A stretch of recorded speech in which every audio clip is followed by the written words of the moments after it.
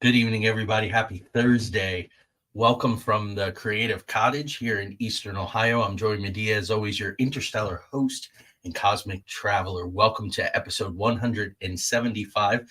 This is Parallels, Patterns, and Pathways, number 5. And this is my continuing series, Ufology and the Deep State. We're getting into the 1950s now. So again, there's a bit of Ike and the Aliens, a bit of Ike and JFK, but all really important. I'm going to talk about the founding of NASA tonight. And when I do, I'm going to talk a little bit about what went on today. Disappointing, but not surprising. There were also some very interesting things that happened yesterday in Mexico. Let's get that out of the way. So there was a congressional hearing in Mexico that was similar to what we had here in the United States, chaired by Tim Burchett about a month and a half ago now. As a matter of fact, one of the three men who spoke there, retired Navy pilot Ryan Graves, spoke at the Mexican Congress, and this was ongoing disclosure. Mexico has always been a little more open, as has the South American countries, when it comes to this kind of thing. And Jamie Maussan, who's a famous Mexican UFO journalist, ufologist, presented two 1,000-year-old mummies that he said were ETs. And of course, there's a lot of backlash about that, probably rightfully so. A lot of testing needs to be done, but it seems like another one of these hoaxes that they were found in a cave in Peru in 2017, but why trot them out now? And Ryan Graves was understandably very embarrassed. So this whole disclosure thing continues to be very thorny. A lot going on in the world in general, but we're going to concentrate on the 1950s tonight and have a lot of material to get through. Welcome. I'm so glad you're here. Let's roll the opening. When we come back, I'm going to dive right in.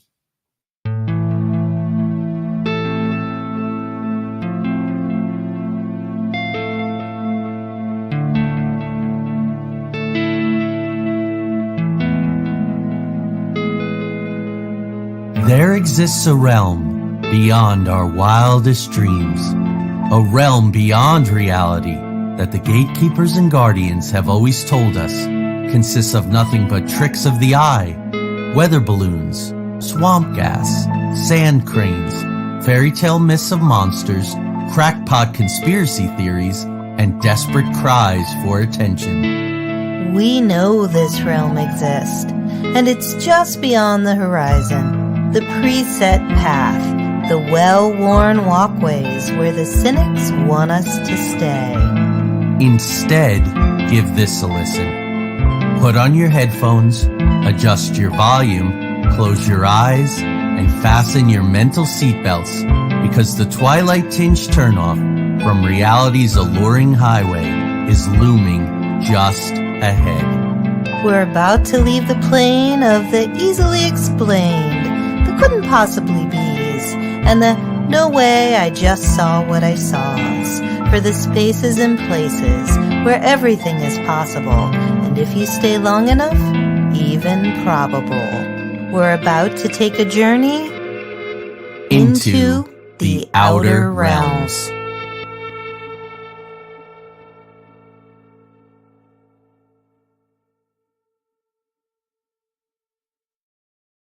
All right, so let's get started. I try to get you out of here in an hour during these solo episodes that I do. I'm going to talk about some of it specifically, but keep in mind that in the 1950s is the specter of the growing Cold War.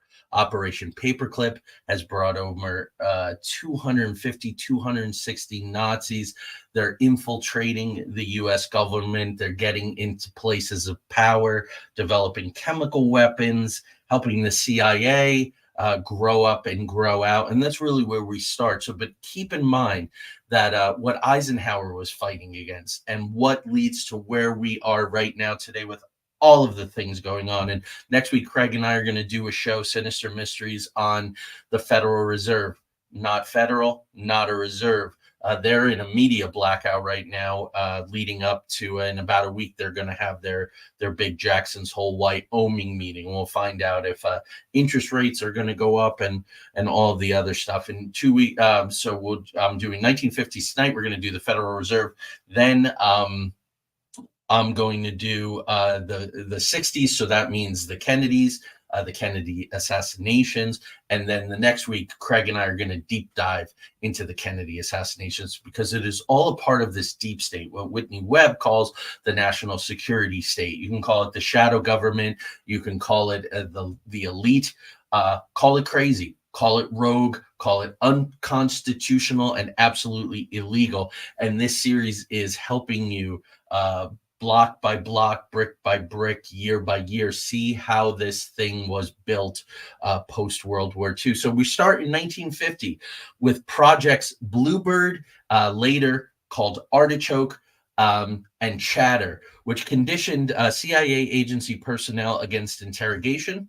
They studied interrogation techniques, and they worked on memory enhancement. So I direct you towards the MKUltra episode and the prelude to MKUltra episode, both of which Craig and I did as part of Sinister Mysteries. For more information on that, Tanya made me this shirt, which I love. It's Vincent Price from The Raven, but it says, clearly he was the victim of some diabolic mind control. And this is where the CIA is really starting all of this, using drugs, using LSD, using brainwashing techniques, breaking people down, psychic driving.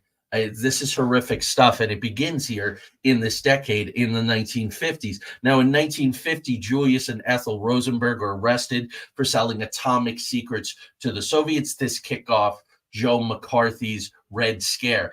Eisenhower, when he became president, really was hammering the communists. Remember, he was Allied commander, Supreme Allied commander during World War II. Hey, we were allies, but then World War II ends, and suddenly there are walls being built, and there are countries being divvied up, and all of that other stuff. So hanging like a specter. But that's also too, right, in 1950, May 11th, in McMinnville, Oregon, Paul and Evelyn Trent witness a metallic disc. Life magazine, one of the most popular magazines at the time, publishes 2 photos that Paul Trent took. There has been CIA confirmation of this sighting. You'll see as we go through today, the major newspapers and the major magazines published these kind of things, just like the newspapers did when it came to Roswell. Much more interested, the work of the government, of the military-industrial complex, to shut down and silence witnesses, police officers, airline pilots, military personnel, and of course, obvious everyday folk who they still totally discount with everything that's going on with this disclosure nonsense. All of that is happening. Hi, Susan. Welcome. Thank you for joining us tonight. So in October of 1950, General Walter Smith joins Majestic 12. I did a whole big show on Majestic 12 about 3 weeks ago. He replaces James Forrestal, who the day that he was supposed to get out of Bethesda Naval Hospital, former Undersecretary of the Navy, former Secretary of Defense, the very first one that the country had, falls out of a window at the Bethesda Naval Hospital. Yeah, he was suicided because he didn't think that this UFO thing could be kept or should be kept secret from the public.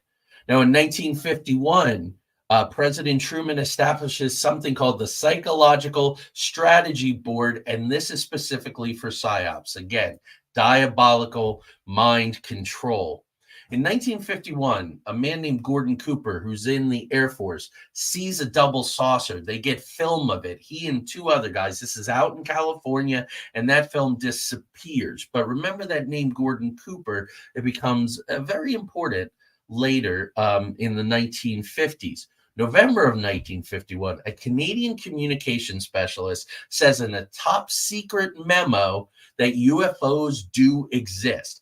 At this time, there is a small group in the United States that is actively studying these. It's headed up by Dr. Vannevar Bush. Dr. Vannevar Bush, of course, is a member of Majestic 12. Majestic 12, along with the CIA, this is where the deep state is born. These are the guys. You only have to look so far, and there's overlaps. There's Alan Dulles is the biggest example of these overlaps between these two very powerful organizations that wind up usurping our government and creating what a lot of people today call the deep state. 1952, there's a very interesting man. His name is Albert K. Bender.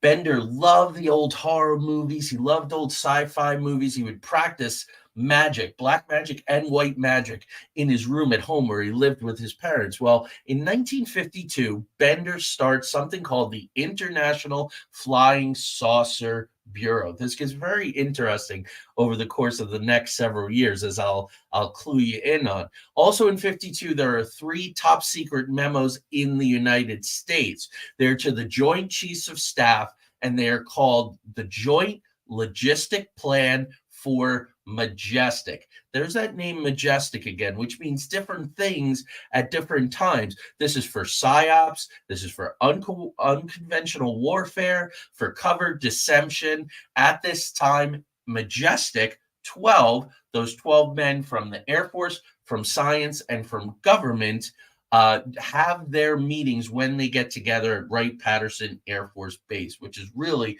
one of the 4 or 5 epicenters for anything and everything ufology. Also, in 1952, while all of this is going on, a man named T. Townsend Brown designs an anti-gravity flying saucer prototype. People like Stephen Greer will tell you that we've had this anti-grav technology since the 50s. This is one of the men. This is one of the projects. Obviously, a lot of this material came over with Operation Paperclip because the Nazis had designed some of these flying saucers. You also have the work of Tesla, which is going to come in a little later. So these things are around. People are studying anti-gravity. Why do we know more about them? Why aren't we benefiting from them? Of course, money. And I'll get into that as we get towards the end of the decade. Also in 1952, so much going on. The Interplanetary Phenomenon Unit of the Scientific and Technical Branch, later folded into Project Blue Book, is created.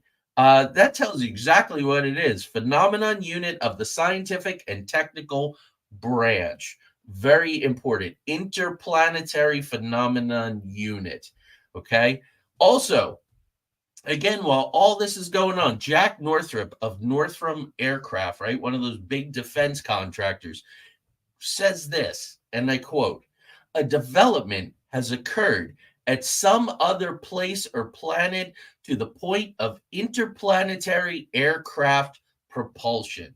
So you got the Interplanetary Phenomenon Unit of Scientific and Technical. You got T. Townsend Brown with his anti-gravity flying saucer prototype. You got the Joint Logistic Plan. You got Majestic 12 meeting. You got the International Flying Saucer Bureau, which the government sees as a gnat. They don't want people studying this stuff, independent people sending out newsletters and every other kind of thing. They would really rather they did it.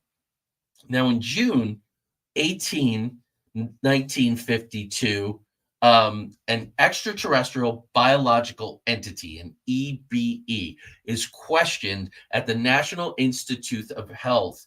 And according to ufology lore and some records, this EBE dies. Now, was this one of the Roswell? I don't know. There are other crashes that I talked about in the 1940s where they supposedly retrieved bodies. We're not sure.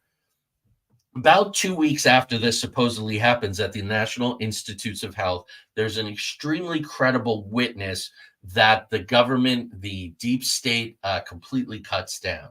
His name was Delbert Newhouse.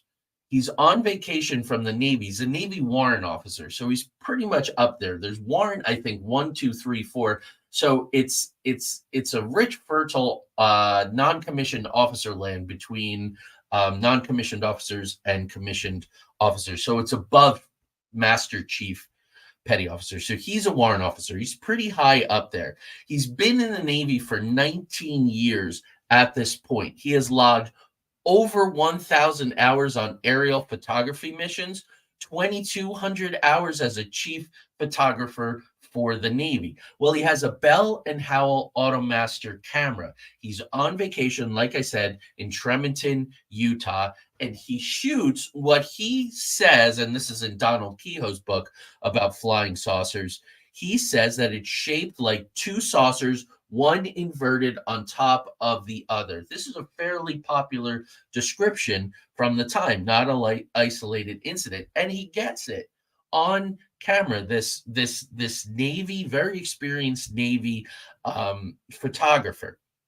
Well, as a good soldier, as a good sailor, he sends it to the Navy. The Navy sends it on to Dayton, Ohio, for analysis. Here's what happens. They send it back to Newhouse. Now, Donald Kehoe says in his book, he's a retired Marine at the time, and he's really advocating for UFO disclosure. He knows that there's a lot going on, and he's very well connected, to the point where someone I know that worked for NSA, for Air Force Intelligence, I mentioned that I had gotten Donald Kehoe's book from the 1950s in a used bookstore, and he said, Kehoe, what a liar, he wasn't even in the Marines. So this is the kind of indoctrination that they gave to these guys to say, don't listen to anybody saying that this is real. They're kooks, and they're even lying about their military service. So anyway, Newhouse gets the film back. Kehoe is supposed to see it. They make up some kind of reason where they're not showing it at this big briefing for the military, and he notices something. The frames of it moving are gone.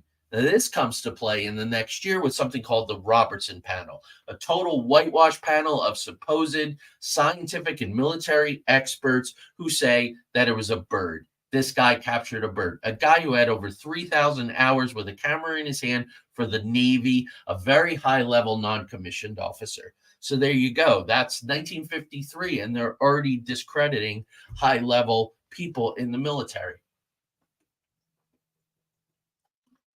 Excuse me, scratchy throat tonight. So in mid-July of 1952, this is a crazy busy year, two former Navy aviators who are now Pan Am pilots encounter 6 glowing red discs estimated to be traveling at 12,000 miles per hour. That is way, way, way faster than anything that we had at the time. 4 days later, after these aviators, now Pan Am pilots, encounter these 6 glowing red discs, 7 UFOs are seen over DC. This isn't kind of trick of the light or anything.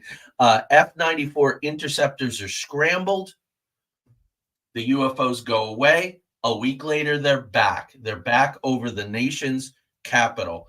Now, some ufologists float the theory that this was the Nazis saying to the U.S. government that they had infiltrated, that they had seized control, that they could do whatever they wanted, because these interceptors were totally outmaneuvered, totally outmanned. They couldn't handle them, and that was clear. Now, in the Truman Presidential Library, there's a document that what one of those fighter pilots from the F-94 saw was actually a Tic Tac like ship. Now, remember the Tic Tacs.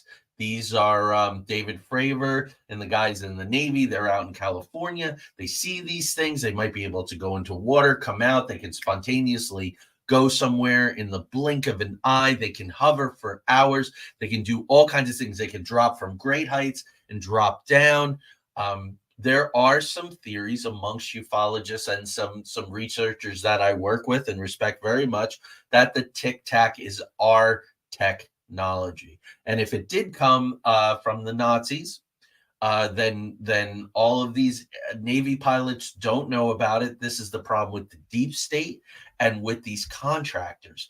Our own Navy pilots don't know what they're going up against to keep these secrets. Potentially, I don't know about the Tic Tac. That is not my feeling, but there is evidence out there that these things are ours. Okay, 1952, for all of you West Virginia enthusiasts, I know a lot of people are going to the Mothman Festival this weekend. I have other things to do. I'm not going to be there. The escape room should be opening in a couple months. We hope they're going to do the final stuff once the festival, which is a huge undertaking, is done. But September 12th, the Flatwoods Monster. This is in Braxton County, West Virginia. There's a UFO type sighting. This thing has a bad odor. It's reported to be 9 feet tall. The body glowed a dull green. The witnesses reported an oily substance on their faces after getting an encounter with this thing. Their throats swelled up, and one boy became very ill with symptoms similar to exposure to mustard gas. Rather, this is still a really big thing. The Flatwoods, Braxy, they call it. It's a big tourist thing, but this happened again also in 1952. Streaks of light prior to this encounter in Braxton County were seen in Pennsylvania, Tennessee, Maryland, DC, Ohio, and Virginia. So it definitely seems like, hey, there is something to this, no question. In fall of 52, so right around the time of this Flatwood Monster sighting, the Majestic 12 Project first annual report came out. There are some people who have this thing. I've seen it in books and various talking about these as if they are very real. Then we have this. November 4th, 1952, National Security Agency created. November 5th, 1952, Ike wins in a landslide for president. Ike is read in. He knows about all these things. He helps suppress a UFO sighting along with Winston Churchill by the RAF. There were Foo Fighters. They knew darn well something was going on. Eisenhower was the one who coordinated the cover-up of Roswell. I've talked all about this in the past several weeks, so I'm going to move on. So November 18th, a couple weeks after he wins as president, he gets his first classified briefing on UFOs and Majestic 12. At this time, Majestic 12 is ad hoc. It's not a permanent committee. It's been put together. It's fairly stable, but there are some switch outs among the scientists and some of the military commanders. November 24th, a UFO photo is published in the Phoenix Gazette, which is debunked then in December as a surgical lamp. Now, George Adamski was the one who supposedly saw this thing, photographed it. Adamski is an interesting person. November 20th of 1952 in Desert Center, California, he sees a cigar-shaped scout ship, supposedly piloted by someone named Orthon from Venus. 1950s are very interesting, as you're going to see 1960s too around Point Pleasant, where these visitors from outer space are named. So we have Orthon in this case from Venus, and there are 6 other witnesses who also see this cigar-shaped scout ship. Now, Adamski claims to get a telepathic communication regarding the threat of nuclear destruction. So we've had the Trinity test. We've had Bikini Knoll by this time. This is a very big thing. Eisenhower and what's going to happen in another couple of years as his president. All of this revolves around basically the monkeys have weapons. They have nuclear weapons. They're dangerous. And so the universe intelligences need to get involved. So like I said, this photo is published. Then it's debunked as a surgical lamp. Meanwhile, Adamski goes on to receive a papal gold medal from John the 23rd, and he is invited to brief the Pentagon and several European leaders. So they took this Orthon cigar-shaped craft in California from Venus seriously enough that he got audiences and a gold medal from the Pope, which is exceedingly rare. They do not give these things out by like candy by any means. Now, in that same month, November 1952, the very, very interesting Clarksburg, West Virginian Gray Barker, somewhat of a trickster, an early ufologist. I've read all of his books. There's a great documentary on him called Shades of Gray. He joins as a West Virginia representative of this International Flying Saucer Bureau started by Albert Bender. Okay. So let's move on to 1953. But 1952 was a crazy year. And at the end, they're putting in the right guy. They're putting in their guy, Eisenhower, read in military experience. And he's a guy that they believe can get the job done. So January 24th of 1953, Ike has taken his oath. Now he's president. He issues Executive Order 10432. This creates the Advisory Committee on Government Organization. Ike handpicks Nelson Rockefeller of those robber baron Rockefellers. Talked about it on other shows. Rockefeller and the two Dulles brothers, right? State CIA director, Eisenhower, Kennedy, very, very powerful. They are the ones who created the banana republics with something called United Fruit. Don't really have time to get into it tonight, but when I did Che Guevara and also Allen Ginsberg, I talked a lot about this. Basically, taking land from the countries in Central America, incredible profits, and controlling the entire fruit industry, turning Central America into basically a feudal state, knocking people off when they don't want to play ball. Pretty horrific stuff. So Nelson Rockefeller, in this position of power, is charged with restructuring the government. I'm sure Eisenhower, as you know, we'll talk about this in the 60s from his military industrial complex speech, regretted relying on Rockefeller so much, because this restructuring of the government goes on from 53 through 59. He's the chair of the Reorganization Committee, and this is the deep state getting formally created by Rockefeller and his cronies.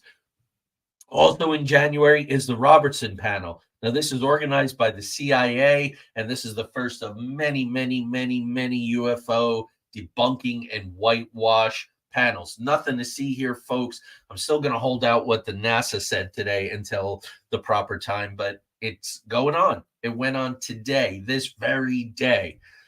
This stuff is still going on, this whitewash. So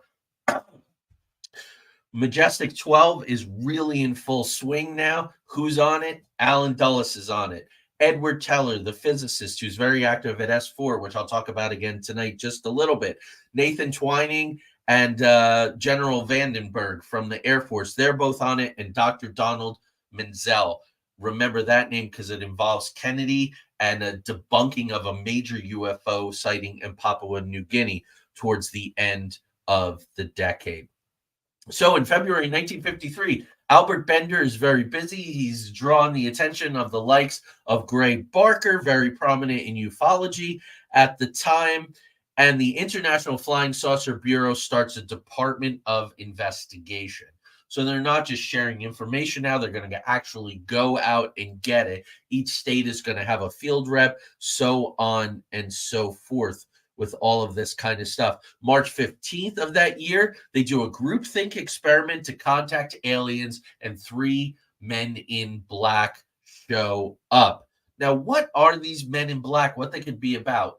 I did a whole episode on the men in black. It was one of the first episodes of Parallels, Patterns, and Pathways.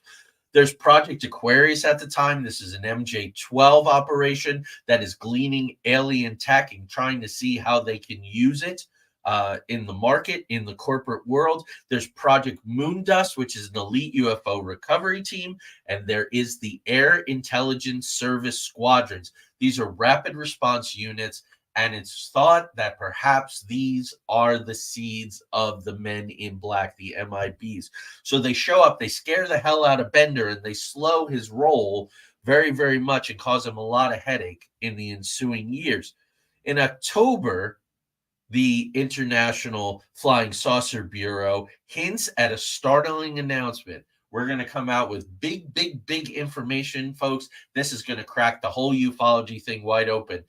This sounds very much a flash forward 70 years to Tom DeLonge with the To the Stars Academy before he was abandoned by Chris Mellon and Lou Elizondo, and it was always, oh, we're about to make a big announcement. Oh, we got this stuff, and we got this stuff from these people and those people, and John Podesta, and the emails, and they're promising that we're going to break this open. Just basically used. Ronald says, and you can see our show or hear our show every Wednesday night, 10 p.m. Eastern Standard Time on Urch Radio. Ron says, I think in 76, I had school friends tell me about a cigar ship in California. There you go. A little bit of an overlap there with George Adamski.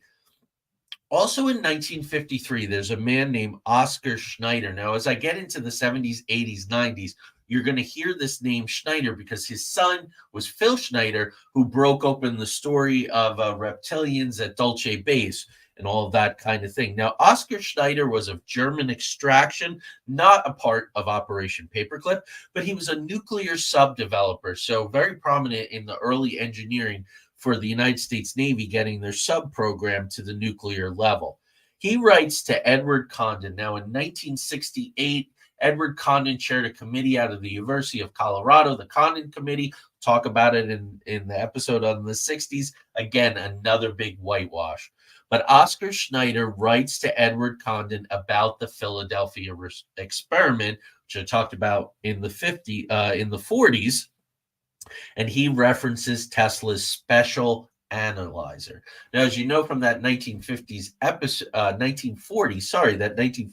episode, that Tesla was involved with these early tests early on in 40 at the Brooklyn Navy Yard. He was getting messages from ETs, and his own tuition was telling him this was bad stuff and these projects needed to stop. So he walked away. He tried to sabotage it. He was found out, and he was replaced by another physicist, John von Neumann, but they used some of his stuff, his special analyzer, according to Oscar Schneider. Now, April 3rd, 1953, CIA takes Artichoke. This is the mind control stuff, diabolic form of mind control, and they fold it into MKUltra, and this is really game on. If so many people are interested in MKUltra because they simply didn't know it existed. I've been on a bunch of radio shows, plus Craig and I did Sinister Mysteries. You can see that episode in the archive. It's just bone chilling stuff. In 53, again, there's these intelligence service squadrons, these rapid response teams, which could be what is being created as the MIB. Some people just said that Gray Barker made them up. That was something that he coined, and then during the Mothman flap in the 1960s, John Keel ran with it, and the rest is history. But these guys were showing up. Probably started as military guys, but they knew a hell of a lot. I'll talk about that in a bit. Also in 1953, Lockheed Skunk Works head Kelly Johnson sends a letter to Alan Dulles, so these same old players over and over, the Edward Condons, the Alice Dulleses, so on and so forth, to report a UFO over his house. Now, the guy who runs Lockheed Martin and their special military projects organization, the Skunk Works, is writing letters about UFOs over his house. This isn't something that he's going to make up. That same year in 53, Donald E. Keogh's Flying Saucers from Outer Space. If you are a ufologist, you should have that book or try to read it. I'm lucky enough to have a first edition, which I got at the Buckland Museum of Magic and Witchcraft. A shout out to our friend Tony Rotundo, who runs that wonderful museum in Cleveland, Ohio. Major UFO crash that sometimes doesn't get its love. May 21st, 1953 in Kingman, Arizona. This crash leads to 3 bodies. There's 1 dead. Okay, that means we got 2 live ones. One of them went to Los Alamos, and one eventually went to what will become Area 51. Now, these are called J-rods. It was probably a gray from Zeta Reticuli. That's Benny and Barney Hill. I'll talk about that in the 60s.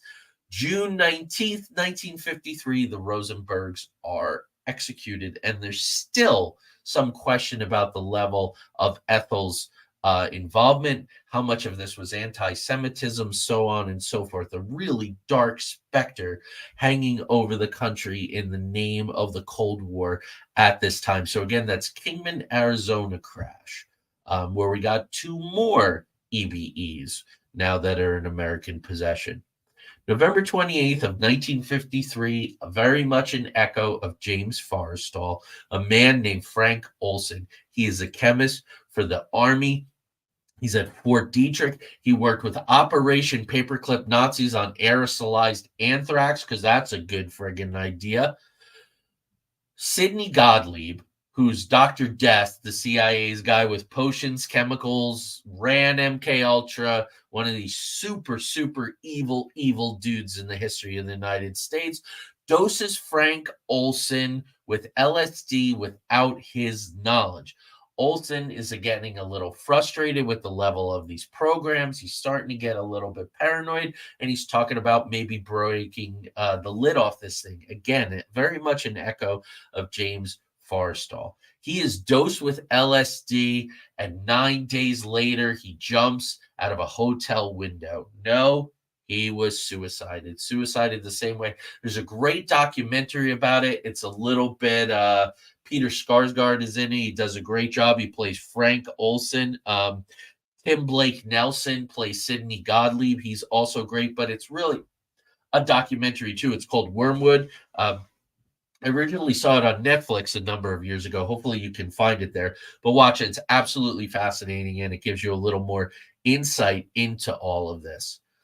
Okay, so that is 1953. Here we go into 1954. The International Flying Saucer Bureau is shut down because there are warnings. Weird stuff is happening to Bender. He gets this weird phone call that there's going to be this explosion in Connecticut. And lo and behold, there's an explosion in Connecticut. And he's also getting visits from MIBs. They give him this thing, this coin. And right before they show up, this thing heats up and starts to glow bright red. And he is totally freaked out. He's like, F this, I'm out. And he shuts the whole thing down. Now we really get into, maybe for ufologists, some of the hardest stuff to believe, and certainly for the general public. But here we go again, and I've talked about this a bunch of times. February 19th, 1954. President Eisenhower goes to Palm Springs to golf. Now, he much preferred Augusta on the East Coast. It was much closer to Washington. He was good at that course, and that's in Georgia there. While he's in California, he disappears for 12 hours from where he's staying at a friend's at the Smoky Tree Ranch. There's a wonderful article. I talk about it all the time. Washington Post article. You can get it online. It's called Ike and the Alien Ambassadors. It was by Peter Carlson, and it was written February 19th, 2004, on the anniversary of this, on the 50th anniversary.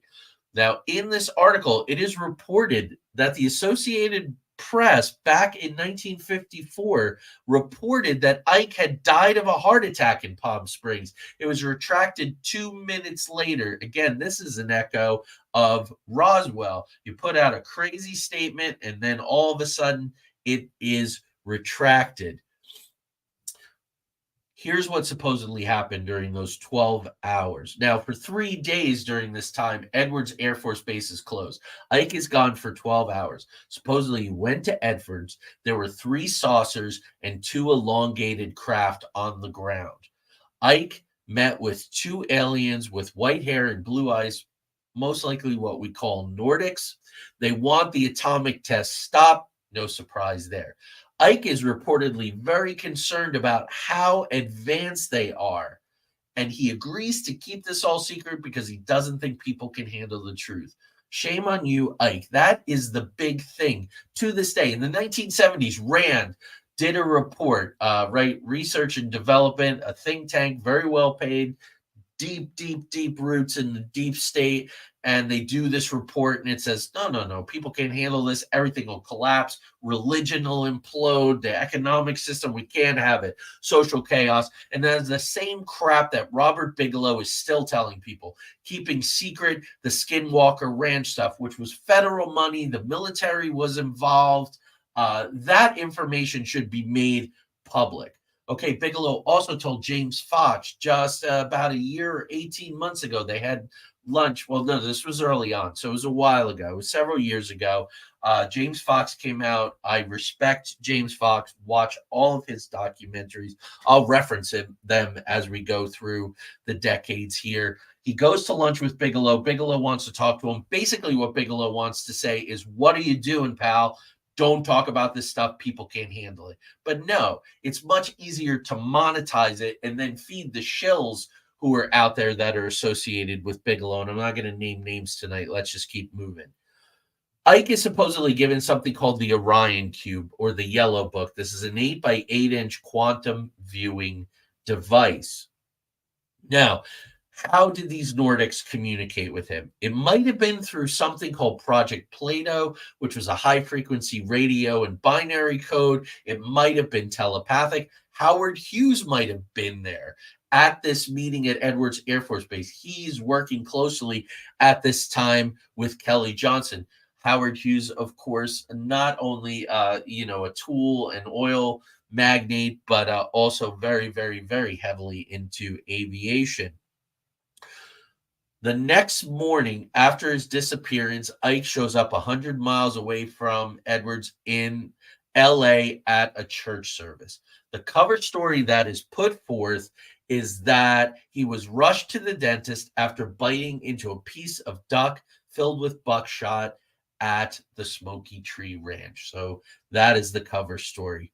Now, there was a test pilot who was close to all of this. That was Edwards Air Force Base.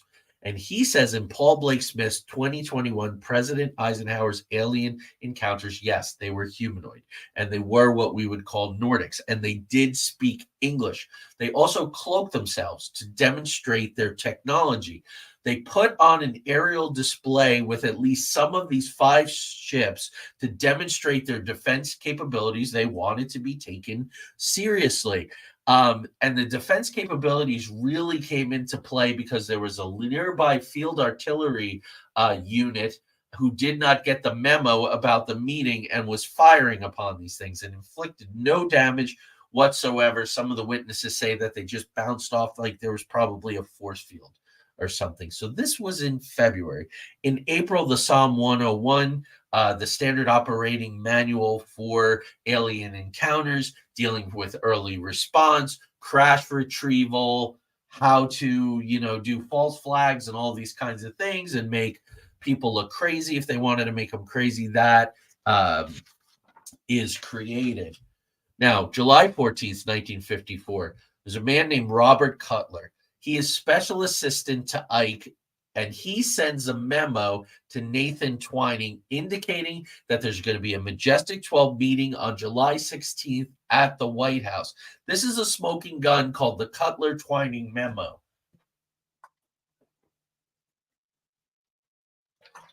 Again, I apologize. I'm having a hard time tonight with the scratchy throat. Stanton Friedman talked about this thing. Lots of people have talked about this thing, the Cutler-Twining memo.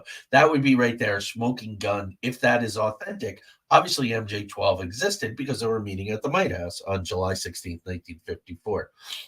Now, Nelson Rockefeller is doing the government reorganization, but he's got time to be the head of Cold War planning. He's working what's called with the CIA Directorate of Plans. He's restructuring MJ-12. And who does he appoint as head of this?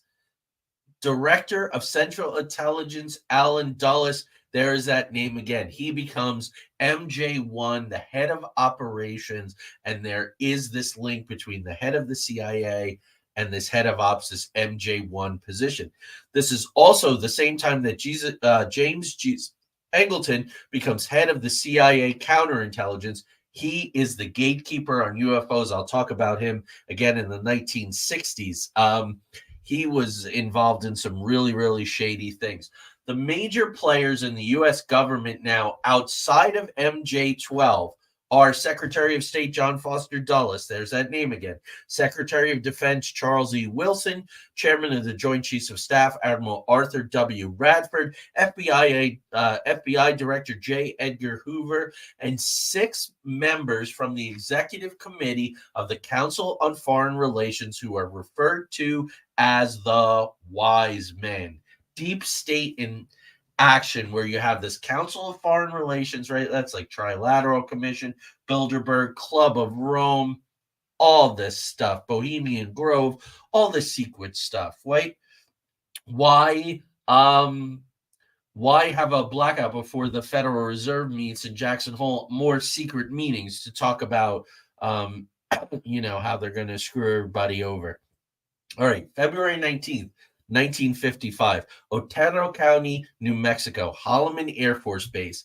Ike makes a pact with either reptilians or grays. The lore is a little shady here, in exchange for advanced technology and a guarantee of secrecy. Remember that February 19th is exactly a year later from his first encounter when he had disappeared in California.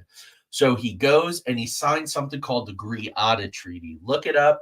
Greada Treaty. This paved the way for Dulce Base, which I will talk about at the appropriate time on one of these shows. And this permitted aliens to abduct humans for experimentation, insemination for hybridization, the whole thing. Traded. I'm sure Ike thought he was doing the right thing, and I think he also came to regret it.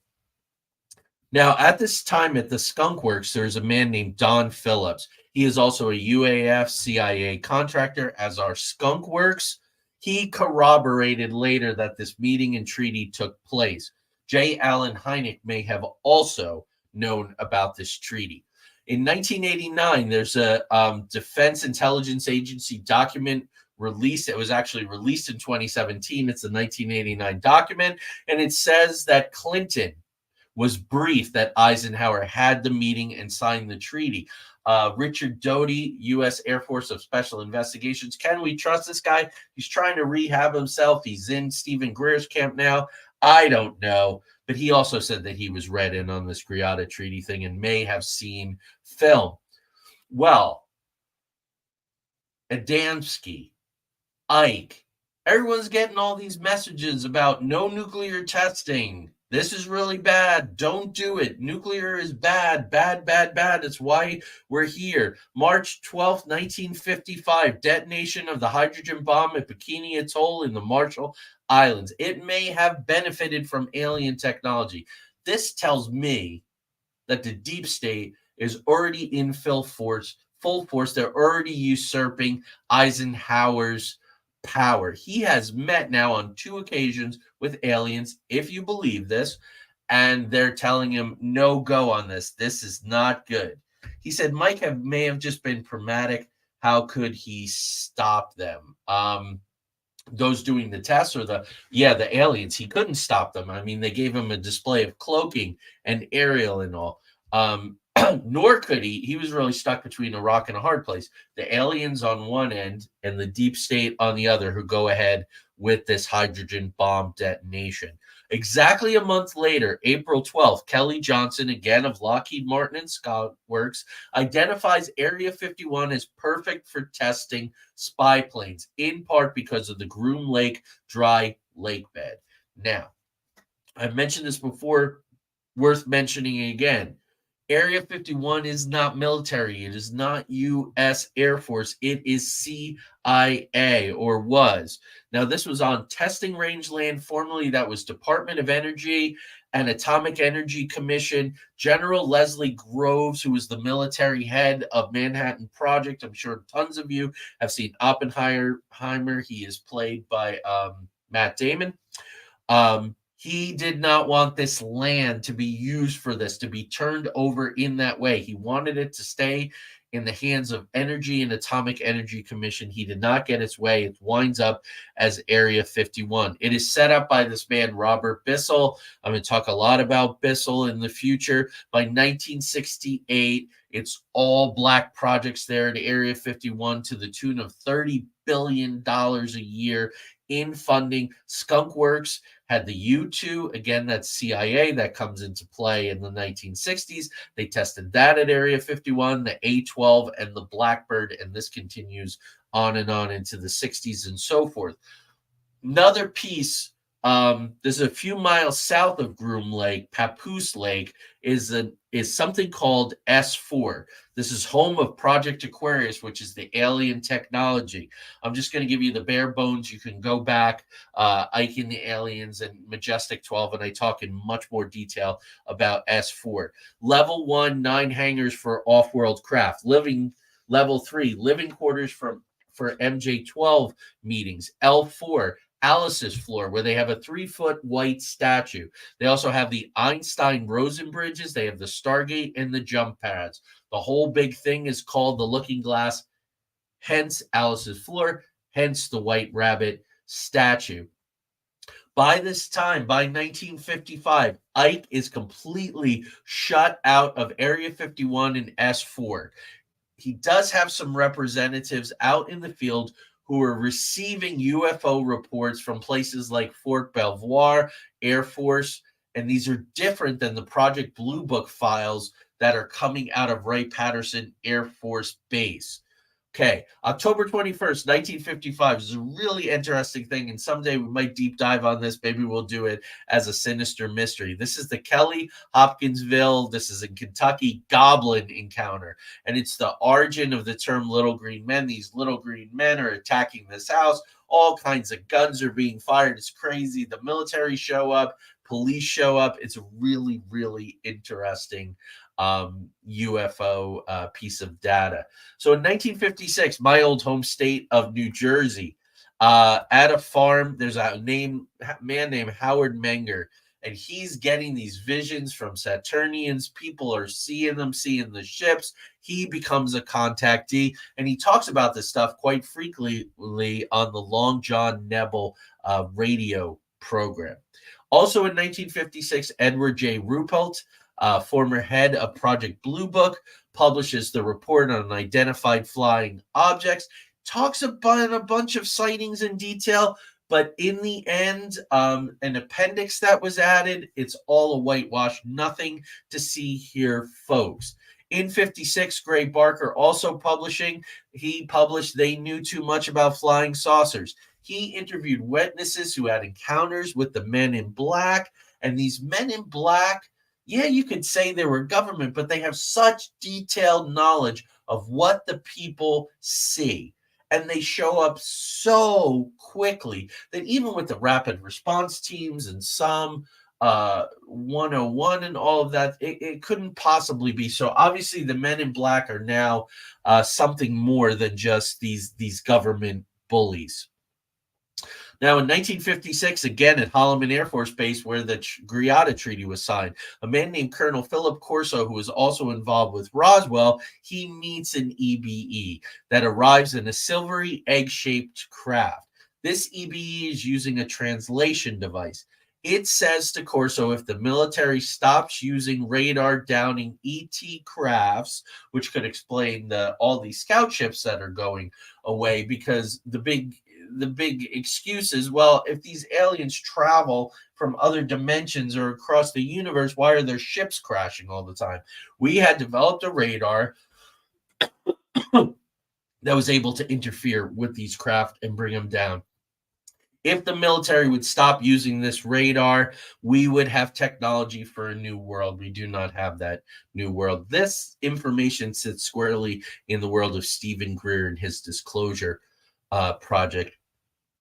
Now, in 1956, August 13th, at Lakenheath, Bentwaters in the UK. This is a joint U.S. and British military Air Force base.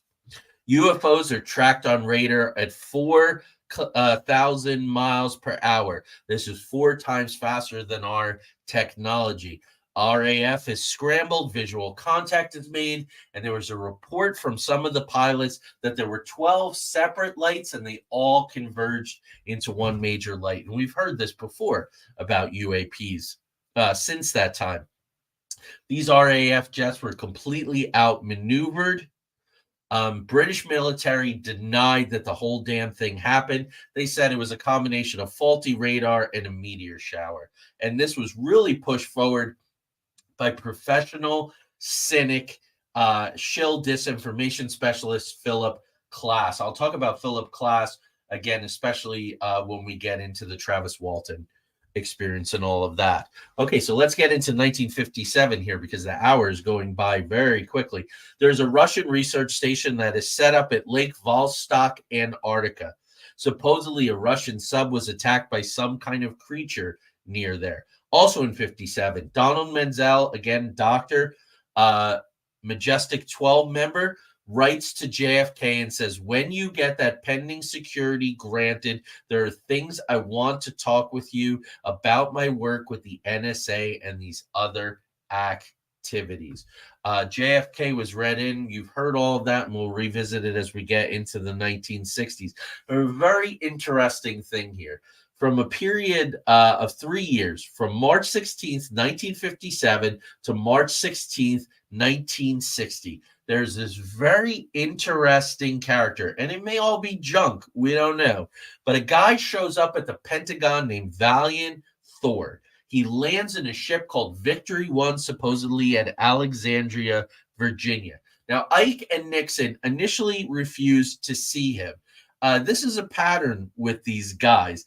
In April 1959, after the revolution in Cuba, Fidel Castro goes to New York. He's a big superstar there. Everybody loves him, the revolutionary in his fatigues with a cigar and all that kind of stuff. Ike decides to go to Camp David rather than meet with him. Nixon meets with him, gives an unfavorable report, and the United States basically pushes Cuba into the arms of Russia.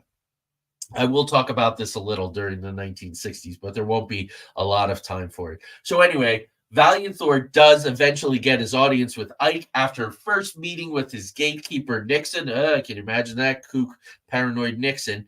And they talk about nuclear arms. Again, that's the recurring thing.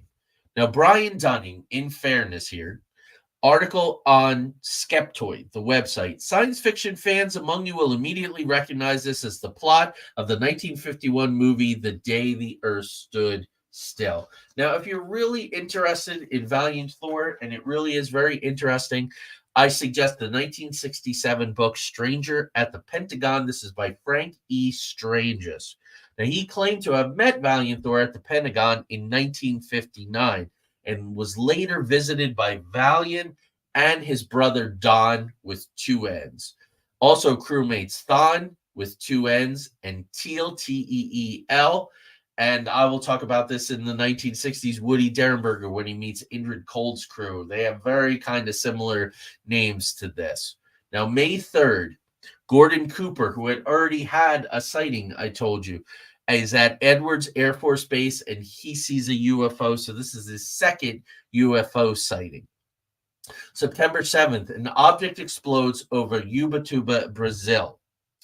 Fragments are sent to a journalist. The journalist forwards them on to a lab. They supposedly contained pure magnesium, which could have been of extraterrestrial origin.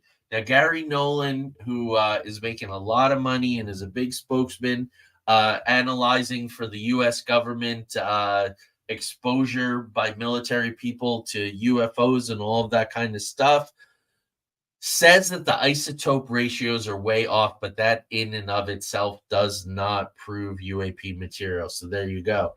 During that same day, September 7th, of 1957, a photographer on a Navy ship shoots images of a flying saucer.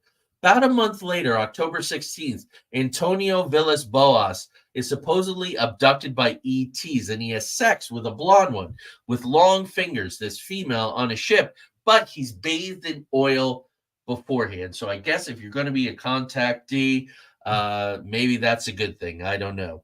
But anyway, that's Antonio Villas Boas. November 2nd, in Levelland, Texas, an egg-shaped 200-foot-long craft turned off lights and stalled engines on numerous cars.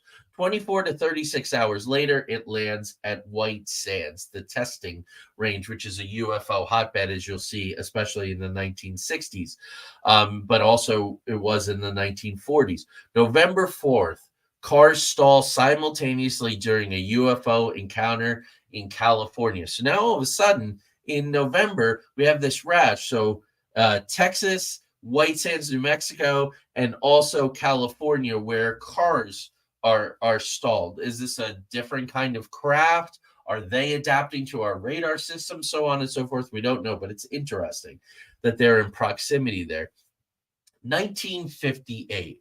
Ike meets with 2 CIA agents in the Oval Office. Nixon is there with him. He wants to know what is going on with the ET craft because he's starting to get locked out. Because Majestic 12 has told the President of the United States, you have no jurisdiction at Area 51 or S4. It is not your business, and we are telling you nothing. Don't ask. Well, Ike threatens to storm with the First Army out of Colorado.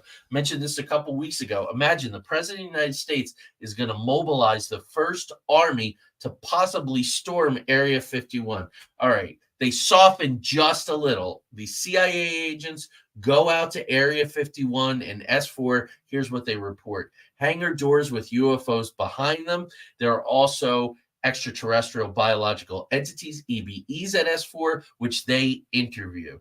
When they tell Ike this, when they get back from Groom Lake, Hoover is there at that briefing. Another, of course, read-in guy, because he knew from the LA flap, right? I told you about that handwritten memo. We want access to the craft next time. Don't cut us out. So he has been brought in. July 29th of 1958, NASA is established. Nazi Werner von Braun is the head. And in the next year, the first group of astronauts, who's with them? Gordon Cooper, who's a 2-time UFO witness, right? So the read-in guys, we got to keep them in the family. We got to take care of them. And that's nothing to take away from Gordon Cooper and his abilities as an astronaut. I want to make that absolutely clear, but it's easier. Just like a guy like Ike, he knows about this stuff. He's had a lot of responsibility, and he's already covered some of these things up. Also in 1958, there's something called Project A119, a study of lunar research flights. The top secret U.S. Air Force plan to detonate a nuclear bomb on the moon, which she finally did then in the 1990s, to answer mysteries in planetary astronomy and astrogeology, that old chestnut. August, September of that year, 3 U.S. nuclear bombs are detonated. They're part of something called Operation Argus. It's over the South Atlantic, about 3,000 kilometers north of Antarctica. And these are supposedly detonated high altitude. Now, the lore says this. These 3 nuclear bombs were actually used to destroy a Nazi base in Drowning Maud or Queen Maud Land in Antarctica. So there you go. I think we talked about that on one of the Red Thread Collective episodes, our Antarctica episode. But there it is again. Also in 1958, and this is prior by several years to the Betty and Barney Hill incident, Kathleen Martin, who is Betty's niece in Kingston, New Hampshire, her mother and others saw a cigar-shaped UFO. This is very interesting. This is a link of this family. Kathleen Martin, incredibly credible, wrote, I think, at least 2 books with Stanton Friedman. In 58, 59, we're getting to the end here now, folks. Tesla's protege, Otis T. Carr, is working on a flying saucer. As a matter of fact, he gets a patent for it. In January 1959, Robert Bissell, the man who set up Area 51, becomes the head of the CIA's Directorate of Plans. Now, January 22nd, 1959, Carr gets his patent for the flying saucer, but just a few years later, his lab is shut down, his work is seized, and he's put in jail as a fraud. Why? Because the technology could destroy the financial system. Oil, gas, the fracking, wars in the Middle East, what's going on with Ukraine and Russia, all of it is about these fossil fuels and how entrenched in the deep state this all really is, this thing. But now, BRICS is getting away from the petrodollar. Saudi Arabia and Russia are slowing down gas production. And what is going on? You are paying increasingly more at the gas pumps, and it could continue to get worse. It could bleed over as we come in to the next election, if we have one.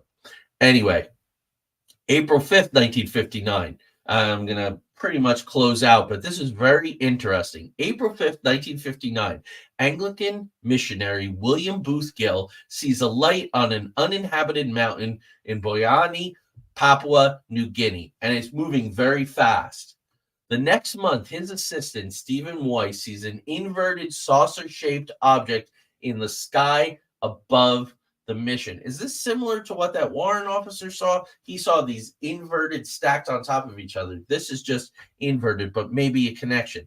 The next month, June 26th, Father Gill and 38 other people see a four-legged disc-shaped craft with a blue light. It's only 200 feet in the air. They get a great look at it. It hovers there for 45 minutes and then it leaves. Smaller ships come. The first ship returns. The entire sighting, with them coming and going, these different ships, last 4 hours, and almost 40 people see this. The very next night, June 27th, a large craft returns and it brings two others. They actually see humanoids in the portal windows, and they wave at each other. Primitive form of communication. A sudden bang on the roof awakens Father Gill. 4 UFOs are in a circle around the mission. Now, J. Allen Hynek thought that Gill was credible enough that he hosted him for a conference on the subject. But Donald Menzel, who's trying to read in JFK, who sits on Majestic 12, says this: Father Gill was nearsighted and he was probably not wearing his glasses. He simply misidentified Venus. Well, here's the news, folks. He was wearing his glasses. So then Menzel has to shift gears, and he says it's horrific things. Hey, Papuans are just ignorant natives. They worship Father Gill, and they believe anything he tells them. Okay, that's pretty lovely from a high-level government person. At the request of a member of the Australian Parliament, Gill is interviewed 6 months later by the Royal Australian Air Force. They come back after the interview and say the guy saw either Mars, Jupiter, or Saturn. We're not sure which one, but that's what it was. Okay, go back and review, listen to all this. We don't have time. I want to get you out of here. 1959, the Naval Research Lab supposedly invents nitinol, which is a nickel and titanium alloy, but this is a similar material to the Roswell material. So did they really invent it, or it was just time to trot it out because they needed it and they were starting to, reverse engineer this tech? 1959, von Braun, head of NASA, Nazi, tells the House of Representatives it would take a decade just to orbit the moon. So that's pushing 1969, and years longer to land on it. As you know, it went a hell of a lot quicker than that. If it did, I do think it did. I'm going to talk about that when I do the 1960s episode. 1959, I'm going to leave you with this little gem. Antarctic Treaty Coalition signed by a dozen countries. After the Russian sub was possibly attacked, after Operation High Jump in the 40s almost decimated Admiral Byrd's fleet, he said they had mercy on us. So that what a decade. And when you look at this stuff in proximity and the way it reinforces each other and where it takes us to where we are right now, there you go. So I appreciate you watching this. Hopefully you go back if you're interested. I know it's a lot of information. Folks say that that's what I have to do. That's my mission, to deep dive, pull all this stuff and stack it together in proximity. But thank you all very much. I hope you have a wonderful night. Vincent Price and the Raven and I say I hope all good things are coming into your life. See you next week. Sinister Mysteries number 21, Federal Reserve. Watch this one, folks, because I think the Federal Reserve is going to come out in a week or so with a lot of really disturbing, potentially dangerous, and certainly are going to change the way we do things. They're getting ready to trot out their digital currency. Are they going to raise the rates? They already have record debt. Be careful. Hope everyone's living within their means and they're not running up their debt, because they truly believe that this debt is not about greed, but it's about control. And I think once they get digital, they might start coming to people and go, hey, we'll wipe out X amount of your debt if you get on this digital stuff and the Everything app and all. We'll be talking about it as we go. I'm really looking forward to 2024. I'm going to unpack a lot of this. Thank you all. Appreciate it. Thank you, Karen. Good to see you. Thanks, everyone. Good night. Be well. Above all things, be well and treat each other.